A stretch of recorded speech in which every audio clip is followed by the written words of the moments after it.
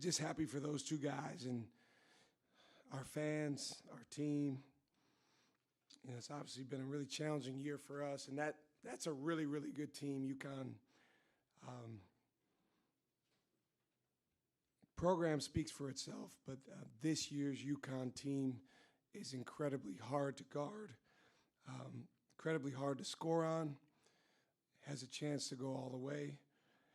So for our guys to, you know, stand up for 40 minutes, play with a level of toughness, not back down.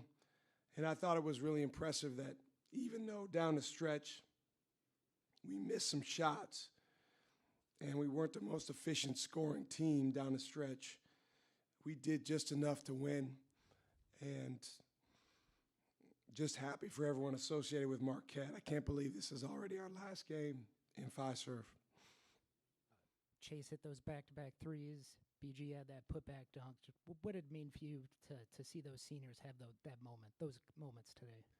Yeah, you know, I think Dr. Lovell was up there affecting those shots. You know, we've missed those shots a lot this year. You know, we create a really good look, and the game's on the line. It's kind of hanging in the balance.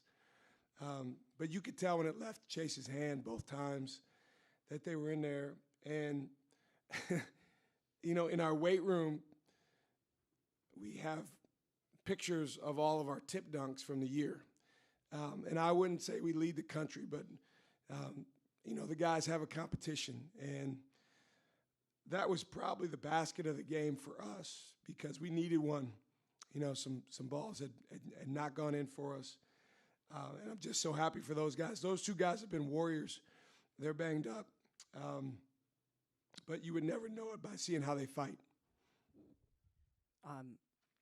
Teams want to be playing their best basketball in March. You walked out of Providence with a 22-point win, and then you beat the number 4 team in the country. Just how much confidence can you take from ending the regular season in this fashion?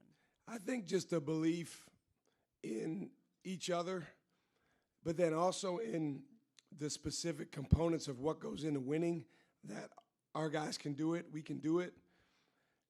You know, it's been a year that at times, you know, we've been good on one end and not as good on the other end. You got to put them both together if you want to win in March. Everyone's 0-0 starting next week, but we certainly want to take momentum from this week into the Big East tournament. How are you able to hold UConn to such a low three-point shooting percentage?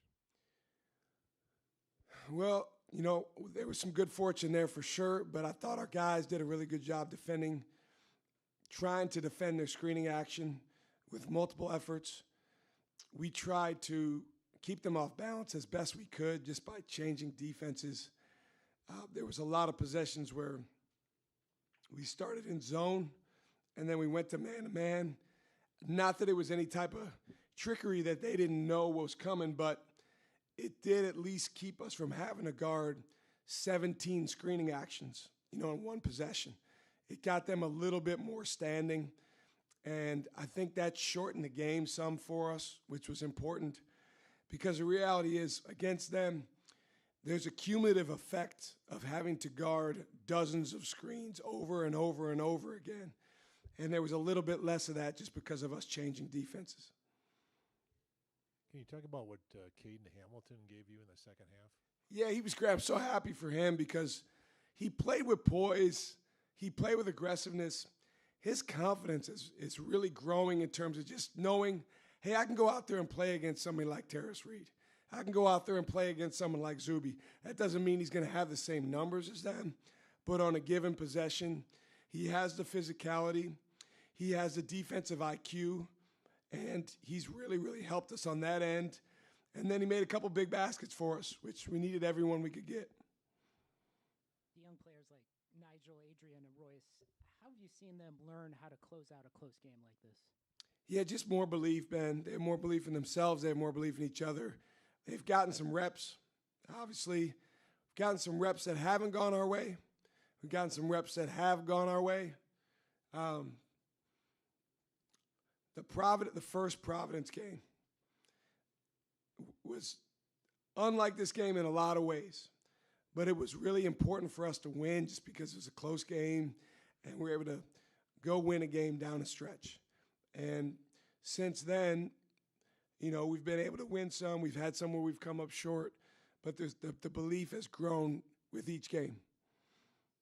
How did you manage the foul trouble today? I saw some offensive, defensive substitutions, but when did you decide to leave guys in and let them play on defense? Well, the guys did a good job. You know, the guy who could not foul out for us was Nigel James Jr. Because if you take him out of the game, we're different. Master of the obvious.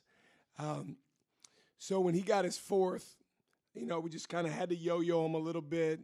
Ben was in foul trouble the whole game. But those guys did a good job continuing to play with aggressiveness. And I thought Caden, Trey, Demarius, when he went in, those guys did a good job of just playing and understanding, hey, we might need you for 1 possession, 2 possessions. But that's what a team does if your only focus is winning on senior day. And I'm really proud of our guys, grateful for our guys for doing that.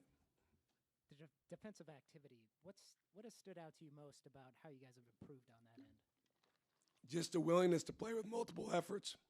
If you come in our practice gyms in Caston Gymnasium, there's 3 defensive foundations on the wall. The middle one, it says multiple efforts. It's really easy to say. It's really easy to put up on a wall. It's really easy to talk about for a coach. When you're playing significant minutes, Chase Ross played 37 and a half minutes tonight. Royce Parham played 36 and a half minutes. Adrian, NJ, those guys are playing heavy minutes. It takes a toll on you fatigue-wise. But I thought our multiple efforts were really, really good. It allowed us just to keep playing. Wasn't perfect. I'll tell you, Terrace Reed, normally we're okay getting switches. It's just kind of part of how we play. But, man, he punishes you when you do that. So that made it even more important that we defeat screens, because if we depend on the switch when we get cracked, he either punishes you as you're on the glass or punishes you at the basket. So the guys did a really good job. I don't know what our defeating screens percentage was, but it was high. Ben Gold expressed some gratitude for being able to play all 4 years here. What about your gratitude towards him and Chase for sticking around? Yeah, I didn't know that there was only 3 scholarship seniors in our league that started at a school and a program and finished. I mean, I'm just going to focus on being grateful, so I'm not going to lament. I wish there was more, but I'm grateful that we have 2 out of the 3. Those guys mean so much to our program because this is their home. They value Marquette. They value our fans. They value the experience here. I still think that matters, the experience that a guy gets at a university. Obviously, winning and losing is part of that, but it's not the only part of that. It's what it feels like when you're on that campus. It's your interactions with the fans. It's the home atmosphere, and it's special here, and those guys appreciate it. That's it. Thank you.